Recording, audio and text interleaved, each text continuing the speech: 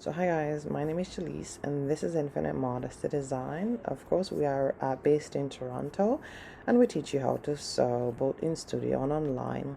Now, to find out more about our online classes, kindly click the link in the description below and definitely contact us. And of course, if you are new here, kindly subscribe to our channel and ring the notification bell to get more videos as this one. Now, in this video, I will be teaching you how to read some of the symbol of the sewing pattern. I have been getting a lot of students not clearly understanding the symbol, so hence the reason of this video. So stay tuned. Okay, so the first symbol here is called our grain line. So this description here, you should have a link of that in order to download it. Is two pieces of paper, and of course we'll explain what everything mean. All right, so this is called the grain line. So it's a heavy solid line with arrows at each end. Some of them have one arrow, some of them have two. So what does that mean for your pattern? It means that you have to place your pattern pieces parallel to the salve edge of your fabric. Yeah, I know I just say something really new to you, right? No problem. So let me explain exactly what I mean. So I'm going to explain it on this fabric here. So this fabric here now, this is my fabric here, and this is my man-made edge. So this is the one that you and I cut through, right? When I bought it from the store, you cut it through, I cut it through.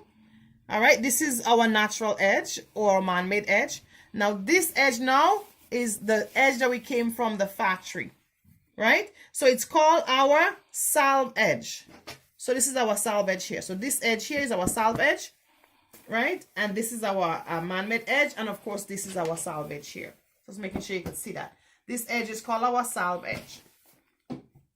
All right, so I just have another one here, another fabric here, so you could see exactly if you have a different fabric itself. All right, so this fabric now, this is the natural edge, right? And this edge here is called the salvage. So there is a little bit different here. So this is called the salvage. So when you put in your fabric now, you want to put it parallel to your salvage of your fabric. So I'm hoping that makes sense. The natural edge of the fabric and then the salve edge. And the salvage usually is on both ends of the fabric itself. So I'm hoping that making sense here. Okay, so I'll put my fabric down here and I'll focus on this one. All right, so let's go. So I have my pattern piece here now. So again, this is only for demonstration to make sure that you understand. We are not doing any cutting. I'm just explaining it so you yourself would actually understand. Okay, so this is my pattern piece. Yeah. All right, and I have only one arrow, but this is called my grain line. So I am the one that labeled this, so it didn't write grain line, but this is called my grain line. So now that I understand what salvage means and what the grain line means, so this is how I would set it up. So of course I'll just put my fabric like this. So in this case I double my fabric in two. Then I would take my pattern piece and I'm ready to measure. All right, so I'll take my pattern piece and maybe I'll put my pattern weights or my pins on my pattern piece to make sure it's stabilized. Then I'll take my tape measurement and I want to measure now the end of my grain line to the end of my salve edge. So you want to make sure it's parallel. So this is my salve edge, this is my grain line. They run pretty much in the same direction. So I would take my my tape measurement here and I would measure the end of my grain line to the end of my pattern piece. And in this case, I get 375, 3 3/4 inch. I will take a pin or I will take something to keep this heavy.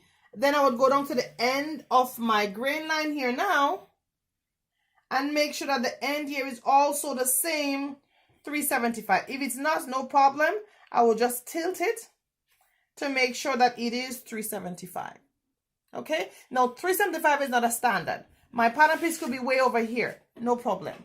All right, so if my pattern piece is over here, I will still have to do the measurement there. So from here, say for instance I get 10 here, so guess what, it would also have to be 10 down here as well. So I'm just gonna make 10, I'm just gonna measure it down here so you could see as well.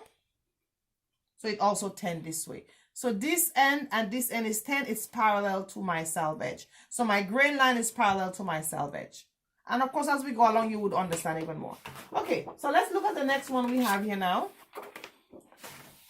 So the next one we have is called our fold bracket, or how I know it when I was when I just learned about it is the cotton fold. So when we have the fold bracket or the cotton fold, we want to place the fold part exactly identical on the fold of the fabric. Okay, so this is a demonstration again. So this is my pattern piece here, right? And I have my fold bracket here. So automatically when I see that, I say, oh, my fabric have to go on a fold. Okay, no problem. So again, we're going to use this for demonstration. I'm just going to come over here with this fabric. And this fabric is already folded in two. So I'm going to use this end. Why? Because this end has the fold. Okay, so I hope you've seen that very well there. Then I am going to put my pattern piece here now. Right at the very end of the fold. Right, because this is my fold. So the fold bracket itself must be identical on the fold of the actual fabric itself. Because this is my fold. Okay, then I'm going to take my rotary cutter, or I'm going to take my scissors, and I'm going to cut all the way around, all the way around, all the way around, all the way around. And I would never ever cut the fold. Why? Because the fold is the style. All right, so just keep in mind the fold is the actual style. So let me just show you something briefly here. So we're going to look at the mannequin here now. And for the mannequin now, I'm going to cut the front part of her dress on a fold. So this is the pattern for the blouse. I'm going to put the mannequin. So this is the neck of the mannequin, and this is her arms. Then this is the pattern for the blouse.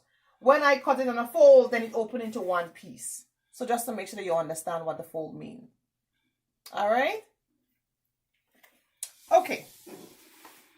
So we are going to come back here and we're going to look at the notches now. So that's the very last piece here. And to look at the notches, we're going to turn our handout to the next page. And we're going to look at our notches very, very closely. So this is the back of our blouse. And the back of our blouse has our fold bracket as we just learned. So we had to place this back on the fold. This is the sleeve, and this is our grain line, and how we're going to place it parallel to the salve edge of the fabric. And again, this is the front of our blouse, and then this is our grain line, parallel again to the salve edge of the fabric. Now we're going to look at the armhole now and our sleeve. So the back armhole has 2 notches. So this is our notch here. The front armhole has 1 notch. The back of the sleeve, one part has 1 notch and one part has 2 notches. So our notch is going to help us connect the garment together. So in this case now, what do you think? Which one would connect to which? Would you think the 2 notch would connect to the 1, or the 1 would connect to the 2, or the 2 would connect to the 2, or the 1 would connect to the 1? All right, so which one you think? It's a good try. And if you get it perfect, no problem at all. So let's get to the answer here now. So the 2 notch, of course, would connect to the 2, and the 1 would connect with the 1. Why? Because the notches must connect. Rule of thumb, need to know the back always has more notches than the front. So if this was a test, you would know automatically. On the test, it says, okay, which is the back of the blouse, which is the front of the blouse? Look at the armhole and tell me based on the notches. You would see here 2 notches. You'll say, oh, this is the back. Why? Because the back always has more. This is the back because the back always has more. And of course, this is the front because the front has less. Okay, so I'm just going to show you one of my ready-to-wear pattern pieces here. We do have that on sale. You could either download it or request your printed pattern. So this is a sleeve here. And if you're going to look at the sleeve here, just by the armhole area here, and you tell me which is the back of the sleeve and which is the front of the sleeve. So this is our notches here. So automatically this will be the back, right? Because it has 2 notches. And this will be the front of the sleeve. Why? Because it has 1 notch. Make sense? All right. So you could go ahead and answer those questions. There's 2 questions here to answer. You could go ahead and answer those questions, which I think you would get it, of course, big time. So that's pretty much it for the symbols. That what we need for this class as we move along to the next lesson. So stay tuned.